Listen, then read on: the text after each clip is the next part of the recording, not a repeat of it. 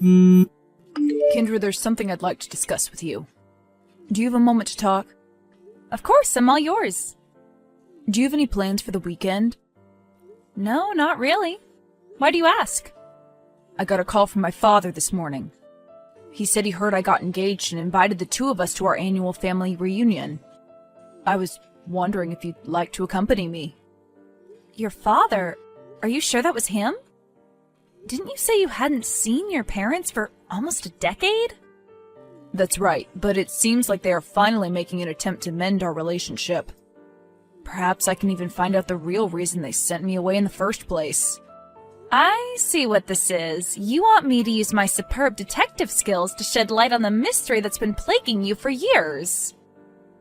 I am only trying to reconcile with them. But it would be nice to get them to confess what actually soured our relationship overnight. Who would ever accuse their own flesh and blood of being a thief with no evidence whatsoever? They must be hiding the real reason they kicked me out of the house. I feel angry just thinking about it. Are you sure you want to try and reconcile? If I were you, I wouldn't be so forgiving. It may be hard to forgive them, but I still want to give them a chance to apologize. Seems like you've made up your mind about going. I have. And you'd like me to come with you? Well, yes. You don't have to, of course.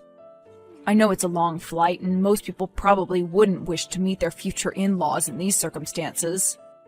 They live in England, right? Right. And you're sure they won't mind me being there? My father insisted that you come along.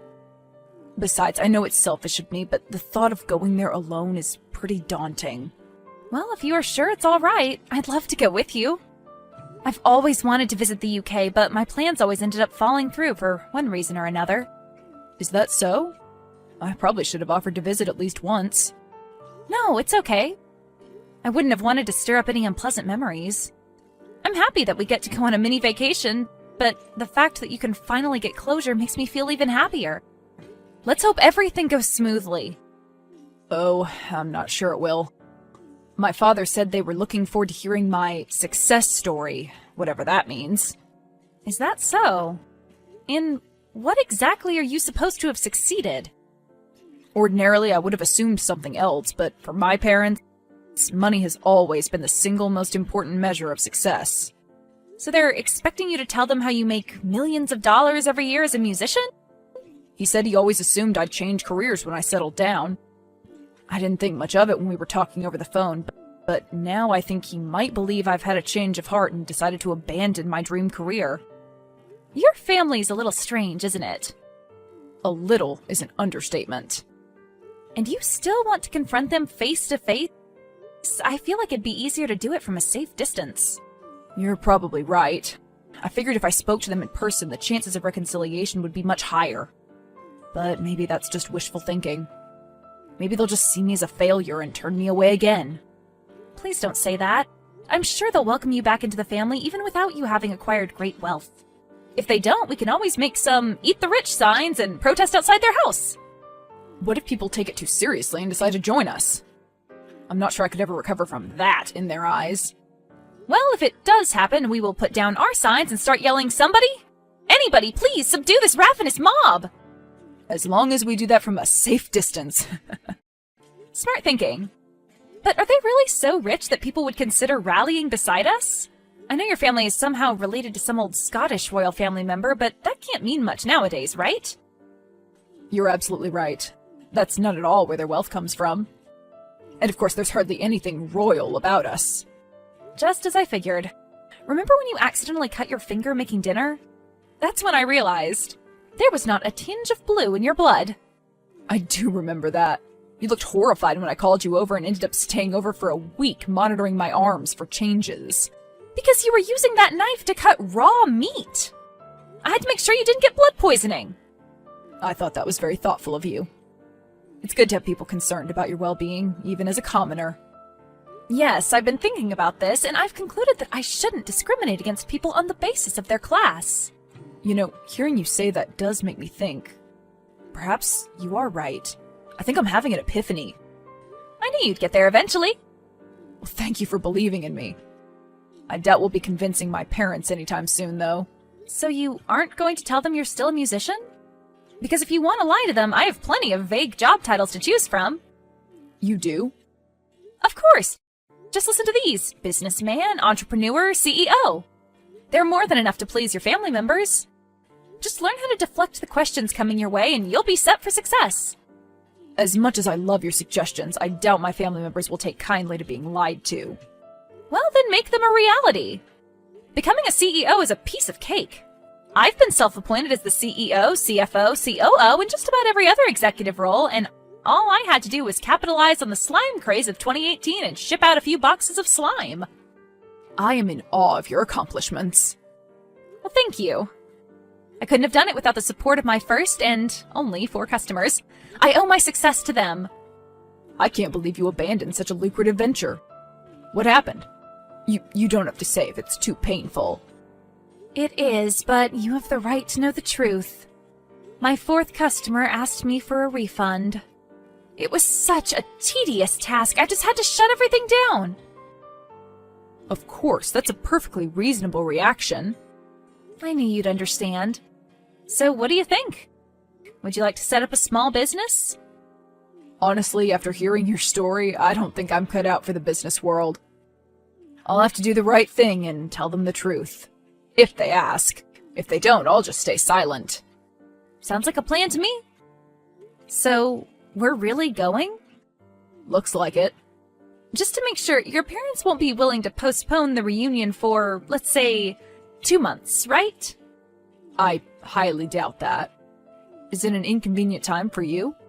No, it's just that I've been eager to get an umbrella ever since the pound started falling, but I really don't want to spend extra money on the overseas shipping costs since it's pretty expensive as it is. I figured if I ordered it now, had it delivered to your parents' house, and went to retrieve it in person in 2 months, that could help me save some money. An umbrella? I don't recall you ever mentioning that. Why do you have to wait 2 months to get it? Well, that's because it has to be handcrafted. It costs exactly 1,000 pounds before shipping and taxes. Are you sure you want to spend that much on an umbrella? Also, what umbrella costs $1,200? The one with a silk canopy and engraving. I see. Well, since you're so excited about it, I'll graciously help you cover the shipping costs. Well, that's very generous of you. I mean it. I have to say, I had no idea you had such expensive tastes. Well, now you know. You are marrying a decadent wolf in self-restrained sheep's clothing. There's still time to call off the wedding and run. I'll keep that in mind. Of course. You know, now that I think about it, you probably won't have any problems getting along with my parents. Oh, I'm sure I won't. I studied international relations in Switzerland, remember? I do. Be honest with me, Kendra. Are you an undercover billionaire pretending to be a struggling actress? Ouch! If I were a billionaire, I imagine that struggling wouldn't have hurt this much. I'm sorry. Was that too harsh? It was, but it's also the truth, so what can you do? You know, I was being serious earlier. I really think you could win my parents over. I'm sure my father would find you delightful. And if you could find out why they ostracized me over the phone, we wouldn't even have to visit them this weekend. But I thought you were trying to reconcile with them. You just want to know what happened that day, don't you? All right, I admit it. It's true, I don't care about the family reunion. I only want to know the reason they suddenly decided they couldn't stand the sight of me. I knew it. So you want me to get your father to confess by acting sweet? Perhaps sweet isn't the right word. You might be better off acting bitter and resentful. All right, I promise I'll try my best. But you have to make a list of everything you know about your father and send them to me so that I can adjust my approach accordingly. Focus on his likes and dislikes. All right, I can do that. Oh, and one more thing. Could you hide the fact that we live in NYC? Or at least pretend we hate it here? Ever since our vacation home got burglarized, he can't stand the city. Got it. Thank you for doing this. I truly appreciate your help. My pleasure. I'm sure it will be good acting practice. Good luck. Good morning, Mr. Short. This is Kendra, Edward's fiancé. I wanted to introduce myself before we met in person. Do you have a moment to talk? Kendra. Kendra and Edward. Edward and Kendra. Whichever way I look at it, your names seem rather mismatched. Wouldn't you agree? Would you like me to change my name? I beg your pardon? It's a simple and completely legal procedure. Perhaps you could mail me a list of names you approve of, and I could pick one out. You must be joking. I can assure you I'm being serious. Are you ready to deal with the repercussions of your reckless statements? What would you do if you really did receive the list? If your son's name is any indication of your name-picking abilities, I'm willing to give your suggestions a chance. Wealth, fortune, prosperity? What an auspicious name! Ah, well, looking back at it now, it seems bitterly ironic, doesn't it? What did your parents wish upon you, Kendra? Knowledge, or so I've been told. Wealth and knowledge. I must admit I like the sound of that pairing. So I have your permission to keep my name unchanged after all? You have an odd sense of humor. It's an acquired taste. Also, I'm not joking. Yes, you may keep your name. I'm sure Edward could use some wisdom in his life. Perhaps you could help him see how misguided he is. He must be miserable, missing his old lavish lifestyle. Well, he brought this on himself. Oh, he is far from being miserable. I'm sure you know as well as we do that material wealth can't buy happiness. I always assumed there was a positive correlation between the sincerity with which that statement was echoed and the amount of money in one's bank account. Tell me, Kendra, just how sincere are you being right now? What a roundabout way of inquiring about my net worth. All I can say is that I live in a lovely, spacious apartment in the most expensive city in the world. Edward told me you lived in Lausanne for most of your life. What prompted you to move to New York? I wanted to move here for work. That's right, I heard you were an actress. Could you guide me through your filmography? Filmography? Do you mean my stage performances? You are a theater actress? Well, I suppose I'm more of a musical performer. Is that so? I'm happy to hear that. I'm quite fond of musicals. Are you really? What a pleasant surprise! I am. So, both you and Edward live in NYC? Yes, we do. Do you rent or own? Neither. We're actually living with my parents. You got engaged while living at your parents' apartment? That can't be right. Well, we didn't have any other choice. That's all we could afford. It seemed safer this way, too. I see things haven't changed much since we left. Did you used to live here? We used to own a lovely vacation home. We would visit it intermittently throughout the year. That's right. I remember Edward mentioning that in passing. So, you no longer own it? No, we sold it right after the second burglary. You were burglarized twice? I can't say that I'm surprised. I hate to say this, but sometimes I find it hard to feel safe in this city. I mean, I have to lock my umbrella in a safe after each use. Isn't that ludicrous? I'm an honest, law-abiding taxpayer. I even declare the income I find under the couch. Shouldn't they be trying a bit harder for people like us? Sorry. I got a bit too riled up. Oh, no. I understand how you feel. There's nothing I hate more than those greedy vultures. If they're desperate for money, it's their own fault. To think my own son stooped to their level. Pardon me? Please disregard that. I can't possibly do that. Please, try to understand that if Edward's hiding something from me, I'd like to know it before we're officially married. I understand, but I'm not sure I want to be the reason you break off your engagement. It's that serious? Yes, unfortunately, it is. My son has done something awful. Could you please elaborate on that? I'm starting to get worried. All right.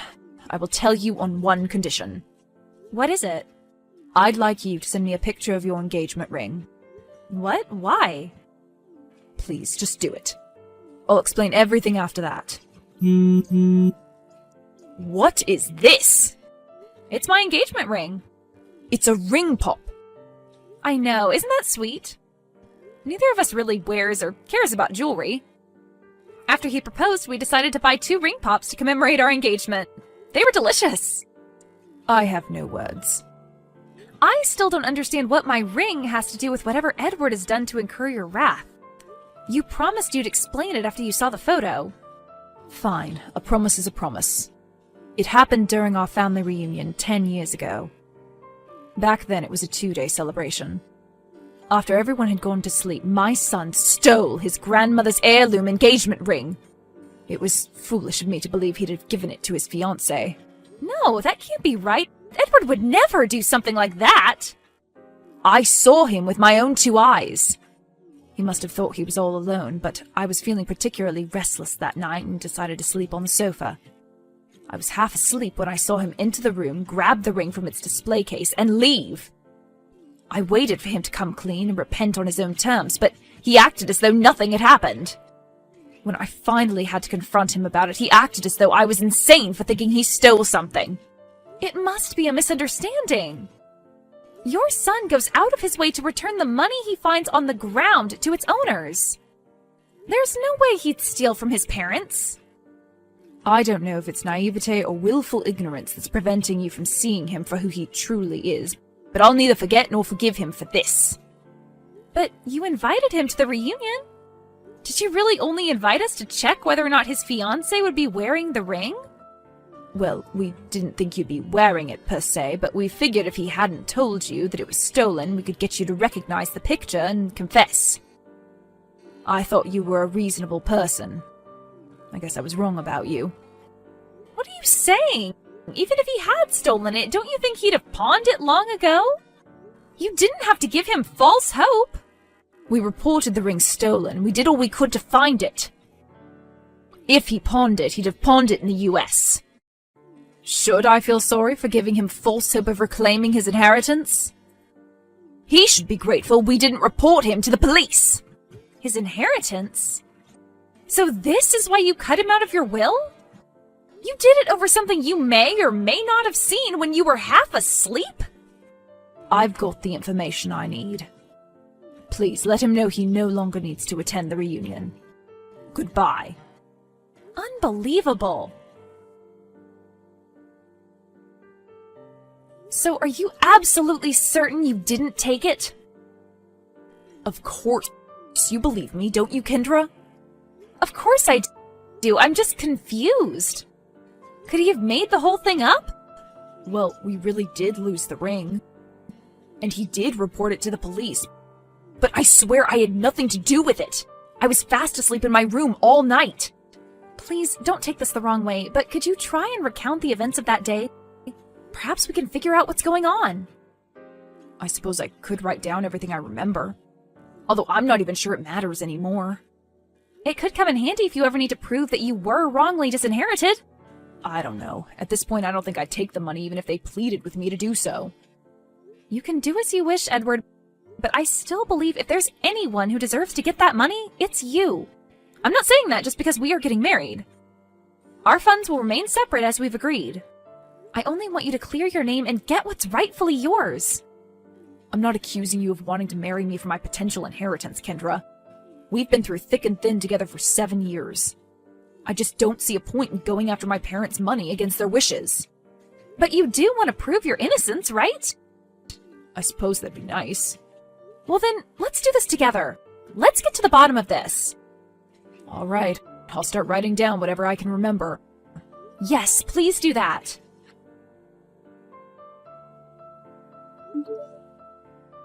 The name of the sleeping aid your father was given is awfully familiar. I heard its side effects are pretty extreme. They are. But my cousin had been taking it for quite some time. Besides, he only gave him 1 pill to help him fall asleep. Could it have affected him that quickly? I'm not sure. What if your father wasn't the one who was affected? Would you say you and your cousin are similar in stature? We are, but that's hardly any proof. I'm sure your father will investigate the claim himself. All we have to do is alert him to the possibility. I suppose we could do that. That's the spirit. We will exonerate you in no time. In the end, the heirloom ring was located in between the floorboards in the guest bedroom Edward's cousin was staying in. It was covered in dirt and missing a few diamonds. His cousin apologized profusely. He swears he has no idea how the ring got under his bed. My husband has yet to accept his parents' apology, but I'm sure he'll come around eventually. After all, money may not be able to buy us happiness, but it will help us buy the lovely townhouse we've been eyeing.